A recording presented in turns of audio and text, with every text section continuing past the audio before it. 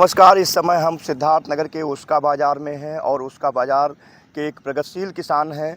ख़ासकर उसका ही नहीं, सिद्धार्थनगर ही नहीं, बस्ती मंडल ही नहीं, बल्कि उत्तर प्रदेश और देश में इनकी एक ख़ास पहचान है। वह ख़ास पहचान एक ख़ास चावल की वजह से है, ख़ास धान की वजह से है, जिसकी दुनिया में अलग पहचान है और उसका नाम है काला नमक। काला नमक जो है अपनी सुगंध, अपनी न्यूट्रिशन वैल्यू के लिए जाना जाता है। इसका एरोमा, अगर मेरे घर में इसका चावल पकाया जा रहा है तो आसपास के 10 घरों में इसका सुगंध जो है पहुंचता है। तो वास्तव में वो कौन सा काला नमक है जिसका सुगंध आसपास के 10 घरों में पहुंचता है? वास्तव में वो कौन सा काला नमक है जो वास्तव में ओरिजिनल है? और वास्तव में जो काला नमक खाना चाहते हैं, पसंद करते हैं, वो कैसे उनको असली काला नमक है वो मिले, उसके बारे में, साथ ही में आपके योगदान के बारे में। और आपने एक किसानों की कंपनी बना रखी है जिसमें सिर्फ किसानों को सदस्य या डायरेक्टर बनाया गया है, उसका क्या काम है? काला नमक को बढ़ावा देने का क्या काम है? बहुत सारी चीज़ें हम 3 से 4 मिनट। तो सर, सबसे पहले आपका स्वागत है। और हम ये जानना चाहते हैं कि काला नमक का थोड़ा सा हिस्ट्री 1 मिनट में बता दें और आप किस तरीके से काला नमक को बढ़ावा देने के लिए काम कर रहे हैं। जी धन्यवाद। काला नमक एक सुगंधित चावल है जिसकी जो है इतिहास भगवान गौतम बुद्ध से जुड़ा हुआ है। ऐसा इतिहास में लिखा है कि भगवान गौतम बुद्ध 29 साल की आयु पूरी करने के बाद, जब वो शिक्षा प्राप्ति हेतु, ज्ञान प्राप्ति के बाद वो यहाँ से कपिलवस्तु से जा रहे थे अपनी राजधानी से, तो लोगों ने कहा कि हमें आपकी याद कैसे आएगी। तो उन्होंने कुछ अपने झोली से निकाल के कुछ धान के दाने दिया और उन्होंने कहा कि आप यहाँ अपनी ज़मीन पे लगाओ और जब तक इसकी खुशबू रहेगी हमारी याद आती रहेगी। वो एरिया गौरा अलीदापुर का एरिया है, कपिलवस्तु क्षेत्र का है, बर्डपुर ब्लॉक अभी हो गया है नए उसमें। तो इसकी खेती मतलब 6000 BC पूर्व से हो रही है, भगवान गौतम बुद्ध काल से हो रही है। लेकिन इसको सबसे ज़्यादा ऊंचाई दिया अंग्रेज़ों ने कि जब उसके लिए इन्होंने जल संग्रह क्षेत्र नेपाल बॉर्डर बनाया, जो लगभग पूरे बॉर्डर क्षेत्र पे 15-20 किलोमीटर की परिधि में है। और बजहा सागर, मर्थी मझौली सागर और इस तरह से, तो उसके माध्यम से उन्होंने सारे प्राकृतिक नालों में जब आवश्यकता पड़ती है तो जल छोड़ते थे और साथ साथ उस एरिया में नमी बनी रहती थी उस जल संग्रह क्षेत्र की वजह से। तो काला नमक काफ़ी अच्छा सुगंधित होता है और यहाँ का क्लाइमेट बहुत अच्छा उसके लिए है। अंग्रेज़ों के जाने के बाद अंग्रेज़ इसका उसका बाज़ार से ही जो है निर्यात पूरे विश्व को करते थे और एक सबसे बड़ा निर्यात का यहाँ स्रोत होता था। उसका बाज़ार व्यापारिक केंद्र था उस समय का, गोरखपुर जनपद हुआ करता था। तो इसके बाद अंग्रेज़ों के जाने के बाद इस पर ध्यान सरकार का कम हो गया और ये काफ़ी लुप्त होता गया। लेकिन ये है कि 1998 से हम लोगों ने इसको संरक्षित करने के लिए प्रयास शुरू किया और लगातार इसके लिए जो है एडवोकेसी किया गया और लगातार इस पर चर्चा परिचर्चा गोष्ठी आयोजन किया जाता रहा, सरकार को लिखने का काम किया और अंततः 2018 में सरकार द्वारा एक जिला एक उत्पाद, जो महत्वाकांक्षी भारत सरकार की योजना है, उसमें इसको शामिल करते हुए इसको जो है GI टैग प्राप्त हुआ और अब जो है फिर से एक बार काला नमक अपनी पहचान प्राप्त कर रहा है। और इसके लिए हमको उत्तर प्रदेश सरकार द्वारा 3 बार माननीय मुख्यमंत्री द्वारा सम्मानित किया गया, अलग अलग उसमें हमारे प्रयासों को लेते हुए। और पहला जो है खेप हमने फ्लिपकार्ट को दिया। ऐसे ही तमाम सारी कंपनियां हैं, GI टैग्ड है, कुछ और भी हैं जिनका नाम हम नहीं लेना चाहते। लेकिन ये है कि बाकी सारी कंपनियां जो है वो ऑनलाइन माध्यम से, ऑफलाइन माध्यम से अभी जो है इसको ख़रीद रही हैं और पूरे दुनिया में इसकी अभी बिक्री शुरू हो गई है।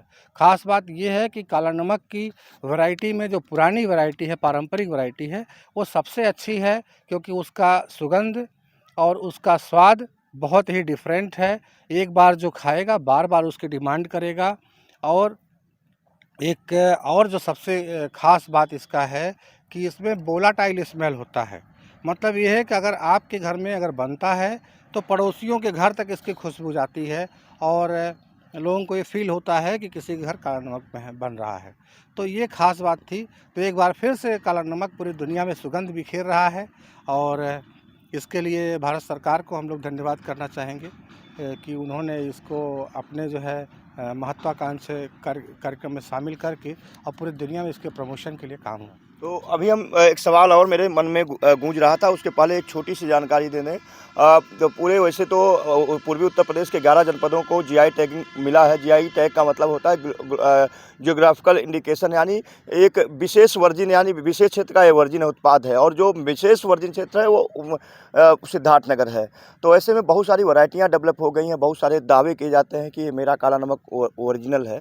तो इस पर मैं एक सवाल करूँगा, लेकिन काला नमक वो एक्चुअल जो सुगंध आने का समय होता है वो 15 जुलाई के बाद की जो रोपाई होती है काला नमक की, और जब उस पर अक्टूबर नवंबर में शीतलहर का जो बूंदें हैं वो पड़ती हैं तो उसमें एरोमा बढ़ता है, और आदरणीय श्रीधर पांडे जी उस प्रक्रिया को फॉलो करते हैं, इसलिए लंबे समय तक सुगंध रहता है, लंबा एरोमा रहता है।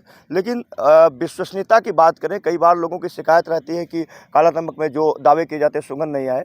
तो अगर कोई विश्वसनीय काला नमक क्रय करना चाहता है, क्योंकि आप काला नमक के बड़े उत्पादक हैं और किसानों का एक आपका समूह है काला नमक ओरिजिनल काला नमक बनाए, तो कैसे वो आपसे संपर्क करें और किस समय वो संपर्क करें जिससे आप उसको उपलब्ध करा पाएं? हमारी company Kapilvastu farmer producer company limited के साथ कुल 425 किसान जुड़े हुए हैं, जिसमें लगभग 250 किसान केवल काला नमक लगाने वाले हैं। तो उनके पास दोनों प्रजातियां हैं। अभी जो इम्प्रूव्ड वैरायटी आई है उसमें जो है भी किसान लगा रहे हैं, और पुरानी वैरायटी भी किसान लगा रहे हैं।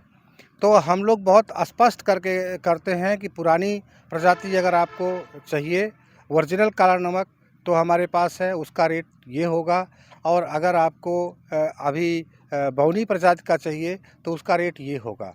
तो हम लोग बहुत स्पष्ट करते हैं क्योंकि रेट का जो है अंतर होता रहता है उत्पादन के हिसाब से और डिमांड के हिसाब से।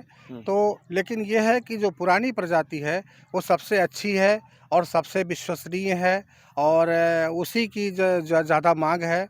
लेकिन ये है कि ये 160 से 70 दिन की वैरायटी होती है जो जुलाई में लगाई जाती है, और इसकी कटाई जो है दिसंबर तक जाके होती है।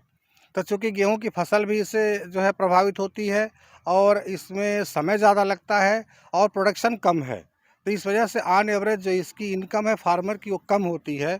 लेकिन फिर भी अपनी पुरानी विश्वसनीयता बनाए रखने के लिए इसका जो गरिमा है काला नमक की वो बनाए रखने के लिए किसान इसको अभी बहुत मन से खेती कर रहे हैं। जबकि नए काला नमक में यह है कि उनको उत्पादन ज़्यादा मिलता है, और इसकी वजह से उनको जो ऑन एवरेज उनका जो आय है वो ज़्यादा हो जाता है। तो ये दोनों चीज़ें हैं, दोनों उपलब्ध मिलते हैं, लेकिन ये है कि पुराने का रेट ज़्यादा होता है और नए का रेट कम। रेट का जो मसला है वो उत्पादन पर होता है, और सिद्धार्थनगर जो है वह बाढ़ प्रभावित क्षेत्र है, क्योंकि जब नेपाल में बारिश होती है तो पूरा नेपाल का पूरा पानी सिद्धार्थनगर में आकर ठहर जाता है, और कभी कभी 100% फसल बर्बाद हो जाती है। तो ऐसे में जो प्राकृतिक आपदा है उसको झेलते हुए काला नमक तैयार होता है, और जैसा इन्होंने बताया कि एक लंबे समय की फसल है, गेहूं की फसल भी नहीं किसान ले पाते हैं, उत्पादन कम होता है।